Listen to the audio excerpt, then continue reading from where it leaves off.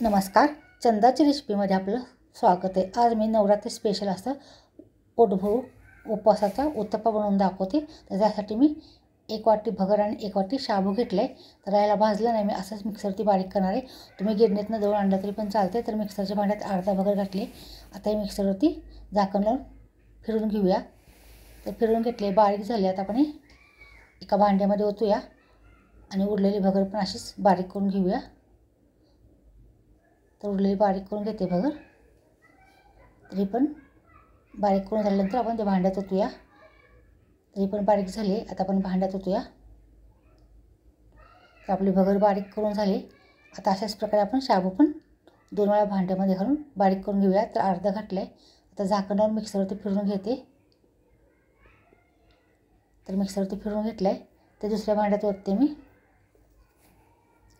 आता परत उरलेला पण मिक्सरवरती फिरवून घेतलं आहे असंच। आता हे दोन्ही मिक्स करून घेऊया। ते एका पाटीत मी ओतून चांगलं पूर्ण मिक्स करून घेते आणि डब्यात भरून ठेवते, म्हणजे जेव्हा आपल्याला लागेल तेव्हाचा वापर करता येते। तर मी डब्यात भरले। आता आपण एका पातेल्यात 4 पळी मी पीठ घेते। त्यामध्ये पाणी होते भिजण्याइतपत आणि परत हलवून घेऊया। लागलं तर अजून थोडं पाणी ओतायचं आणि सगळं तसं पीठ भिजवायचं। नंतर 10-15 मिनिटाला झाकून ठेवायचं, चांगलं पीठ फुलोस तर। झाकून ठेवले, नंतर काढूया थोड्या वेळानं। चांगलं हलवून घेऊया। तर मस्त असं पीठ फुललं आहे। आता मी थोडंसं काढून ठेवते आणि थोड्या ह्याचंच मी उत्तप्पा बनवणार आहे। त्यात चवीपुरते मीठ टाकले, नंतर हलवून घेतले। त्यात 2 चमचे शेंगाचं कूट टाकले, चवीपुरतं लाल तिखट टाकायचं, चांगलं हलवून घ्यायचं। जर तुम्हाला ह्यात दही टाकायचं तुम्ही दही पण टाकू शकता। मस्त चांगलं मिक्स झालं। गॅस पेटून जरा तवा ठेवला आहे। आता त्याच्यावर तूप टाकूया। कच्चा बटाटा घेतला, त्याची साल काढून घेऊया। नंतर खिसून घ्यायचं। तर एका ताटामध्ये मी खिसून घेते, त्याच्यामुळे टेस्ट छान लागते। खिसले आता ह्या पिठात आपण घालूया आणि चांगले हलवून घेऊया। पूर्ण मिक्स झालं पाहिजे पिठामध्ये बटाटा। तर चांगलं मिक्स झाले। तवा पण आपला गरम झाला आहे, त्याच्यावर आपण तूप सोडले। आता आपण पळीनं तुम्हाला जेवढ्या साईजचं उत्तप्पा बनवायचं तेवढ्या साईजचं तुम्ही करू शकता। तर मी छोटे छोटे बनवते। तर छोटा मस्त असा उत्तप्पा पसरून घेतला मी। तर थोडा झाकून ठेवायचं, लहान बारीक गॅस करून थोडा वेळानं काढायचं। नंतर थोडा वेळानं असं पलटून घ्यायचं। जर तुम्हाला यात हिरवी मिरची घालायची तुम्ही हिरवी मिरची पण घालू शकता। तर मी लाल तिखट घातले।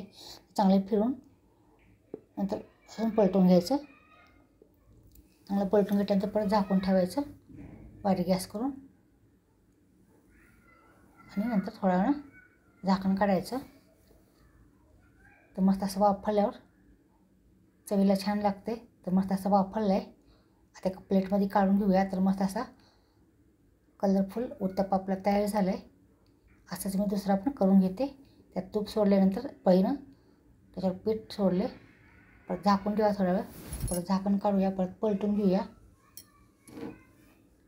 परत चांगलं हलवून घ्यायचं मिक्स, तर तूप सगळं लागलं पाहिजे। झाकून ठेवल्यानंतर परत झाकण काढायचं, परत पलटून घ्यायचं। असं झाकून ठेवून थोडं पलटून घेऊन असं 1-2 वेळा करायचं आणि थोडा झाकून ठेवायचं। त्यामुळे चांगलं वाफवलं जाते आणि म्हणजे खाताना कच्चा लागत नाही। तर मस्त असा दुसरा पण पराठा, तिसरा पण आणि चौथा पण पराठा मी करून घेतला आहे। तर मस्त असं कलरफुल पराठे आपले तयार झालेत। दहीमध्ये तिखट, मीठ, साखर घालून मस्त अशी गोड आंबट चटणी तयार केली आहे। तर ताटात वाढले, टेस्ट करून बघते कशी झाली आहे ते। तर नक्की तुम्ही अशा प्रकारे पोटभरू उपवासाची रेसिपी करून पहा। धन्यवाद।